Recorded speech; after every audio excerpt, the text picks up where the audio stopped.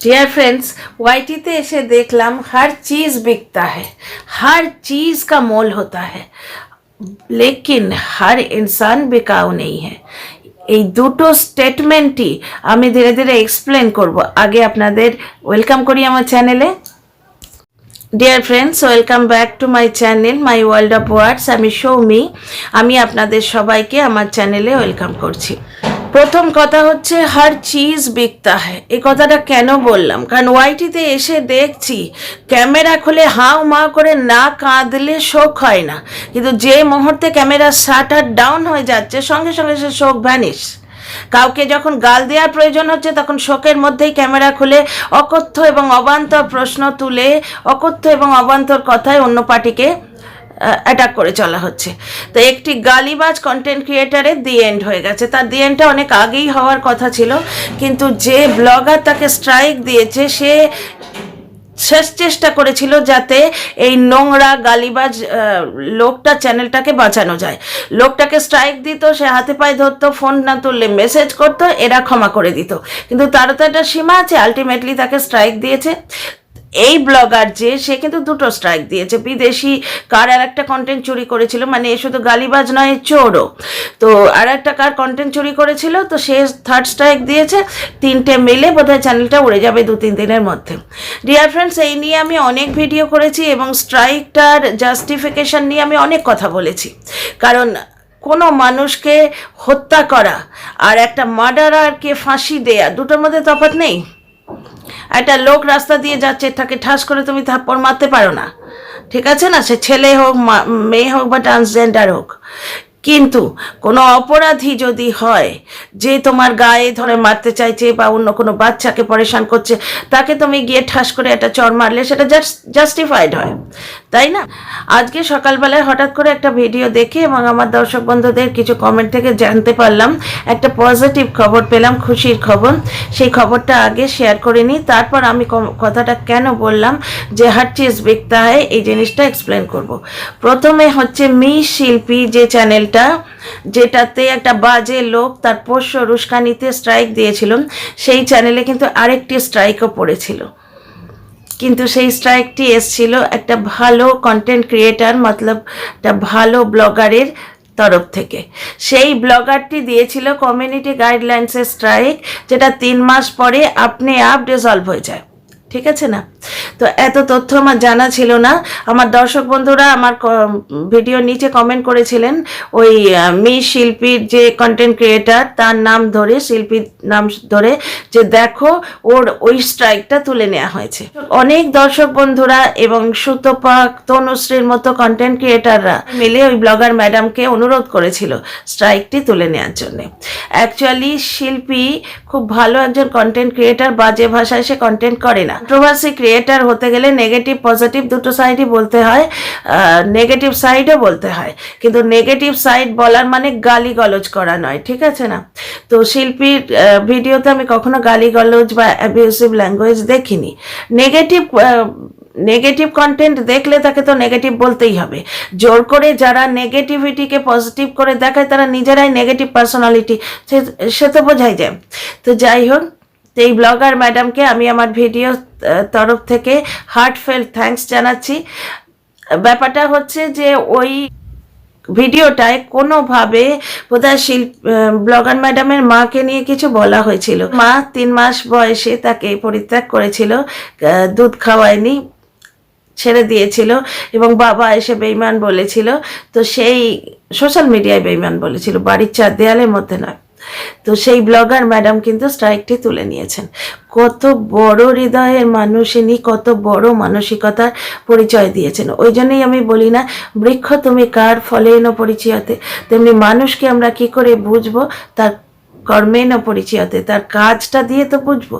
একটা মানুষ চুরি করে যখন তাকে চোর বলি, আবার একটা মানুষ যখন ওয়ার্নিং দিয়ে ছেড়ে দেয় যে এই কাজটি তুমি আর করো না, জাস্ট ওয়ার্নিং দেয়া হলো, তখন তাকে বড় মনের মানুষ বলি। কাজ দেখে তো বলা যায়। আবার একটা মানুষ একটা নোংরা লোককে, যে তার XYZ কাউকে বা যে কোনো মেয়েকে XYZ ছেড়ে দাও, যে কোনো মেয়েকে বিদেশে বসে এই দেশের মেয়েদের, আমাদের ভারতীয় মেয়েদের, বাঙালি মেয়েদের অকথ্য ভাষায় গালিগালাজ করে, তাদের নোংরা ফটো থাম্বনেলের লাগায়, সেই সব মানুষকে যারা সাপোর্ট করে তাদের কি বলবে? নোংরা বললে কম বলা হয়। একটা পল্লীমুখী কাজের মাসি বহুদিন থেকে আমাকে নিয়ে কন্টেন্ট করছে, আমার বিরুদ্ধে উস্কানিমূলক ভিডিও করছে যে এর দিকে একটু দেখো। সে কিন্তু ক্যামেরা খুলে শোক বেঁচেছিল, ওই জন্যই বলছিলাম না হার কুছ বিকতা হয়। এখানে ক্যামেরা খুলে না কাঁদলে শোক হয় না, যেই ক্যামেরাটা বন্ধ হয়ে যায় শোক গায়েব হয়ে যায়। বলে শোক বেচার পর হাত ধুয়ে আমার পেছনে পড়েছিল, অনেকদিন থেকেই আমার পেছনে পড়ে আছে, আমি পাত্তা দিই না। কাজের মাসি আসে যায়, কে দেখে?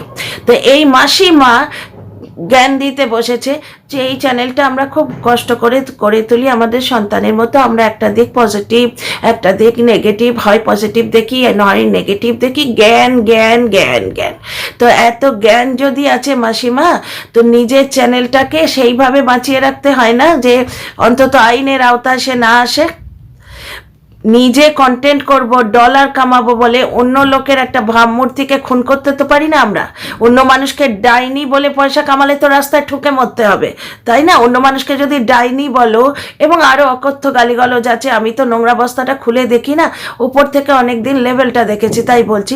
অন্য মানুষকে ডাইনি বলে যদি ডলার কামানো হয়, রাস্তায় ঠুকে মরতে হয়, তাই না? তো ভগবানের হাতে ওপরওয়ালা আছে, তো ভগবানের মার দুনিয়ার বার, তা ওনার হাতে কিন্তু দাঁড়িপাল্লা আছে। সুতরাং আমি রোজগার করব বলে নিজের চ্যানেল খুলে অকথ্য গালিগালাজ করব, এবং তাতে কি হচ্ছে? সেই ওয়াইটি প্ল্যাটফর্মটা নোংরা হচ্ছে, প্লাস তোমার যে আপকামিং কন্টেন্ট ক্রিয়েটাররা যারা ভাবছে যে কন্ট্রোভার্সি জোনে কেরিয়ার শুরু করি, তাদের কাছে একটা ব্যাড নিউজ যাচ্ছে যে যত গাল দেবে তত তাড়াতাড়ি সাকসেসফুল হবে, এই নিউজটা তাদের কাছে পৌঁছে দেওয়া হচ্ছে। আর তাছাড়া কিছু গালিবাজ কন্টেন্ট ক্রিয়েটারের সাপোর্ট পাওয়া যাচ্ছে। এইটি গালিবাজ কন্টেন্ট ক্রিয়েটারকে সাপোর্ট করতে গিয়ে আজকে জ্ঞানদা মাসিমা, যিনি রংচং মেকে শর্টস করে বাবা মায়ের পাশে দাঁড়ান, তো সেই পাশে দাঁড়ানো মাসিমা এরমভাবে বলছি কারণ অনেক দিন ধরে আমার পেছনে নানা রকম কথা বলে চলেছে, জ্ঞান দিচ্ছে যে আমরা একটা সাইড বেছে নিই, নেগেটিভ বেছে নিই বা পজিটিভ বেছে নিই। পজিটিভ বেছে নিলে কোনো মানুষকে যেমন আমরা ভগবান বানিয়ে দিই না, তার গলায় যেমন একবারে জবা ফুলের মালা, গাঁদা ফুলের মালা চড়াই না, তেমনি নেগেটিভ বেছে নিলে তার নেগেটিভ কোয়ালিটিগুলো তুলে ধরতে হয়, তার দোষ গুণ তুলে ধরতে হয়, তাকে গালিগালাজ করে ডাইনি বলে সম্বোধন করতে হয় না, ঠিক আছে? অথচ এই মাসিমাই একদিন আমার বিরুদ্ধে উস্কানিমূলক ভিডিও করেছিল যে এই দিকটা দেখো, তোমার কন্টেন্ট চুরি করা হচ্ছে, এই দিকটা দেখো। তা ভাই, আমিও তো চ্যানেল খুলে একটা সাইড চুজ করে ভিডিও করছি। আমরা একটা সাইড চুজ করে নেগেটিভিটিকে চুজ করি বা পজিটিভিটিকে চুজ করি, এরকম হাজারটা ব্যাঁ ব্যাঁ ব্যাঁ করে জ্ঞানের কথা বলে যাচ্ছে। আমি শুধু দুটো লাইনই দেখেছি, বাকি দেখতে প্রবৃত্তি হয়নি। ওই লোড়াতে চলে আসে, জানো তো, অনেক সময় ইউটিউবে চলে আসে। তবে তো অনেক সময় আউট অফ কিউরিওসিটি চা খেতে খেতে বাঁ হাতে করে এরকম ক্লিক করে দেখি এই মাসিটা কি বলছে। পুঁটলিমুখী মাসি অনেক দিন থেকে তো আমার পেছনে লেগে আছে, হয়তো আমাকেই আজকে গাল দিচ্ছে, দেখি। আউট অফ কিউরিয়াসিটি আমরা রেলিংয়ে কাকের সিট পড়লে সেটাও দেখি না, উঁকি মেরে যেটা কি পড়েছে, তারপর তেরকম করে টিস্যু পেপার দিয়ে মুছে ফেলে দিই। তো টিস্যু পেপার দিয়ে মুছে ফেলে দেবার আগে, মানে স্ক্রল করে বেরিয়ে যাওয়ার আগে, আমি বাঁ হাত দিয়ে ক্লিক করে একবার দেখলাম, তো ব্ল্যা ব্ল্যা ব্ল্যা ব্ল্যা করে প্রচুর জ্ঞান দিতে বসেছে যে আমরা একটা চ্যানেল খুলি, সে আমাদের সন্তানের মতো। তো সন্তানের মতো যদি হয় ভাই, সন্তানকে সুশিক্ষা দাও না, সন্তানকে গালি শেখালে সে সন্তান তো থাপ্পড় খাবেই, ঠিক আছে না? আমরা একটা সাইড বেছে নিই, নেগেটিভকে বেছে নিই অথবা পজিটিভকে বেছে নিই, নেগেটিভ পজিটিভ মাঝখান, বুঝতে পারছো? যে দিক দিয়েই যাও, গালি দেবার প্রয়োজন হয় না, ডাইনি বলার প্রয়োজন হয় না। যে নিজে ডাইনি সে তো অন্য লোককে ডাইনি বলবে, কারণ সে তার দলের লোককে খুব ভালো চিনতে পারবে। Birds of the same feather flock together. ডাইনি তো ডাইনিকে ভালো করে চিনতে পারে না। তো যাই হোক, তো কিছুদিন আগে আমার এগেনস্টে ভরকাচ্ছিল, তা ভাই আমিও তো একটা চ্যানেল খুলে নেগেটিভ বা পজিটিভ একটা সাইড চুজ করে নিয়ে ভিডিও করছি। আমি তো এখানে সাঁতার কাটছি না বা এখানে বসে বসে কাউকে ডাইনি বলে গালিগালাজ করছে না। তা আমি কি করছি, চ্যানেলটা চালাবার জন্যে আমার কন্টেন্ট লাগে। এবার আমি যদি বলি যে আমি একটা পজিটিভ দিককে সাপোর্ট করছি, অনেকের আপত্তি হয়ে যায়। তারা বলে যে না, এখানে কেউ কাউকে সাপোর্ট করতে আসেনি, সবাই কন্টেন্ট করে ডলার কামাতে এসছে। শুরুটা অন্য কারণে হয়েছিল, এখন ক্যারি অন, যেহেতু চ্যানেলটা মনে হচ্ছে চালাবো, তাই ক্যারি অন করে চলেছি। এখন কন্টেন্টই করছি, ঠিক আছে, কন্টেন্টই করছি। কারণ আমার প্রতিবাদে কিছু কিছু লোকের তো এসে যায়, কিছু কিছু লোকের এসে যাচ্ছে, সে তো বুঝতে পারছি। এরা যাকে 10 পয়সা 5 পয়সা 2 পয়সা খাচ পয়সা কত কিছু বলে যায়, তাদের কথায় কিন্তু এদের ভারী এসে যায়, কারণ তাদের নিয়ে এসে ভিডিও করে। এবং এই কাজের মাসি, পুঁটলিমুখী কাজের মাসি, তার আর এক কাজের মাসি বন্ধুকে দিয়ে আমাকে গাল দিয়েছিল, এবং সেই বন্ধুটিকে খুঁজে পাওয়া যায় না।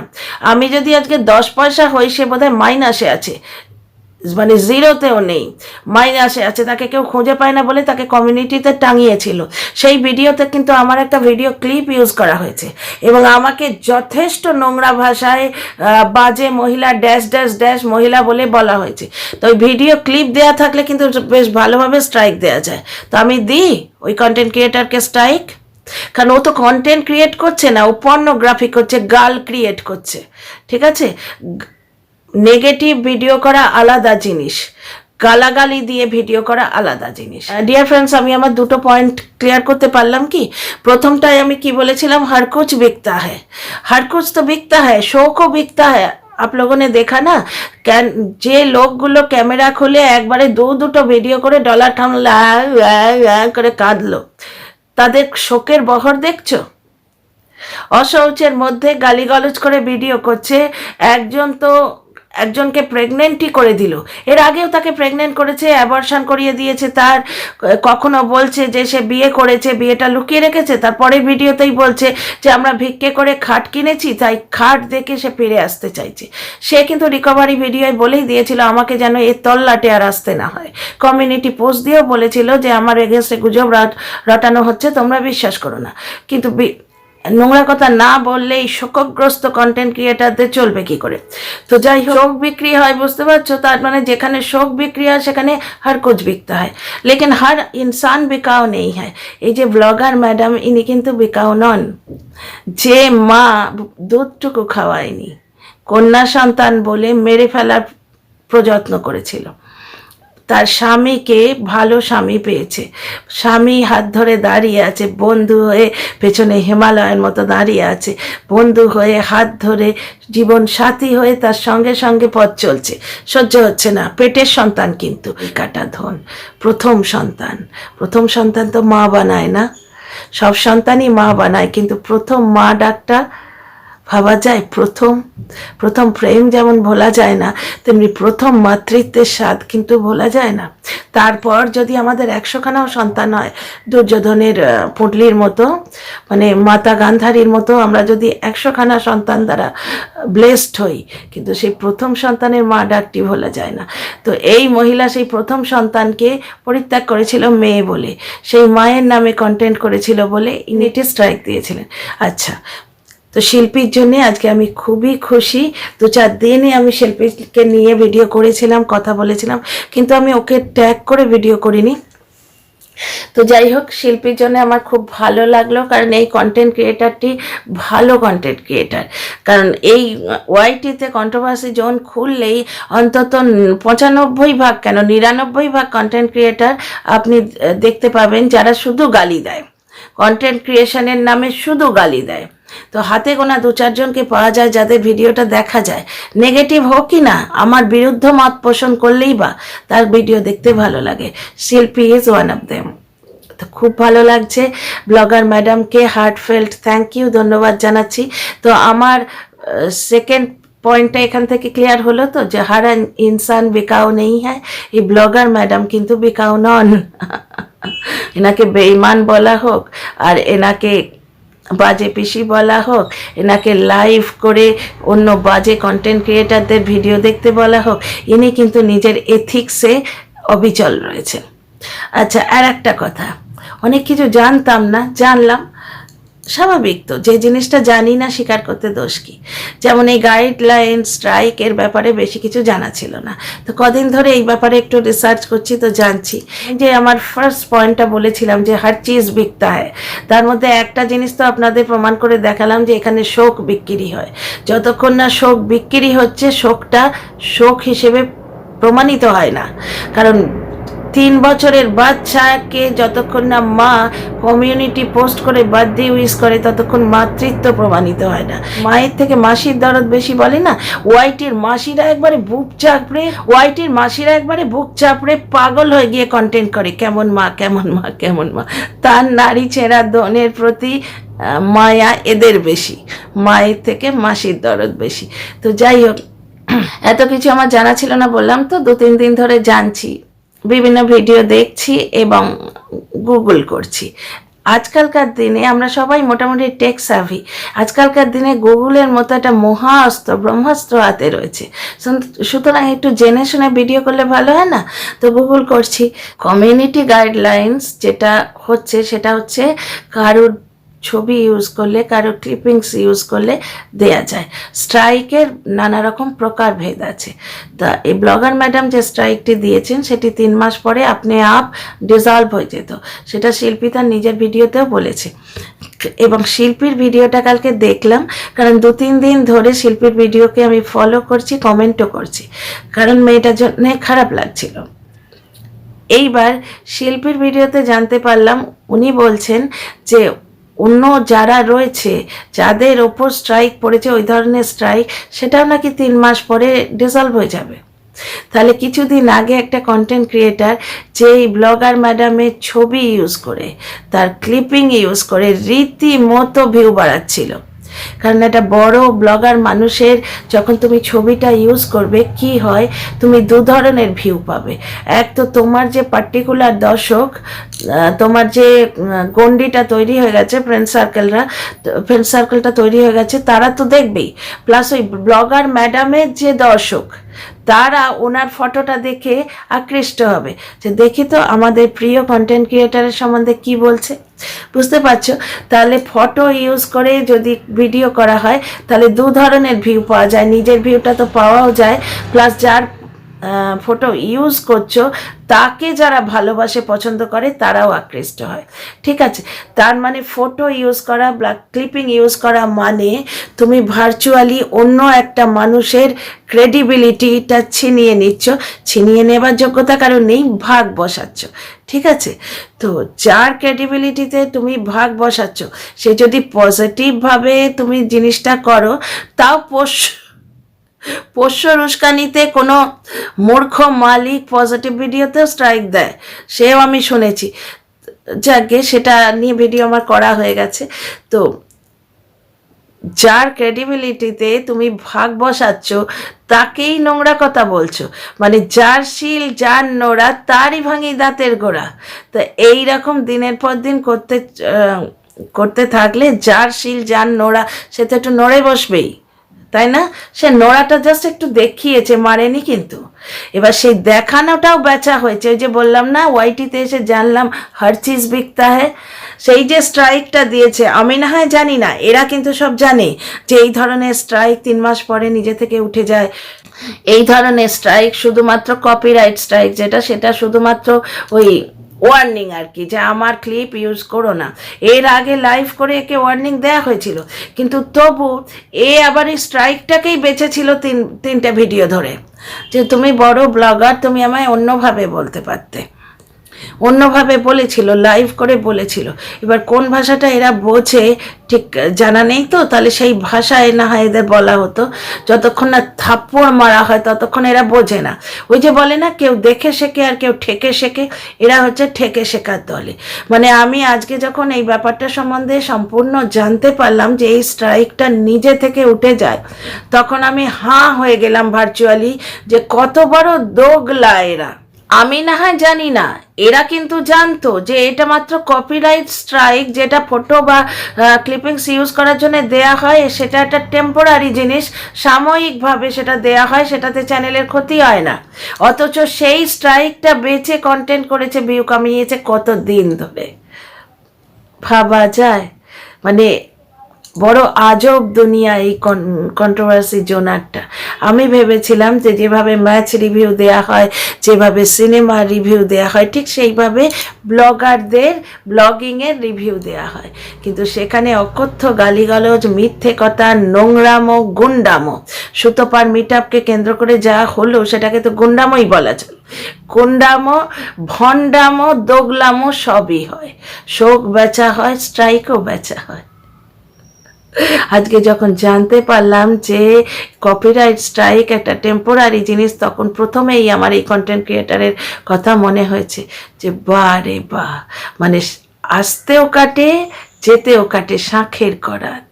যখন সেই মানুষটার কৃতিত্বের ভাগ নিয়ে ভিউ কামাচ্ছিল তাকেই নোংরা কথা বলে, তখনও সে ফায়দায় ছিল।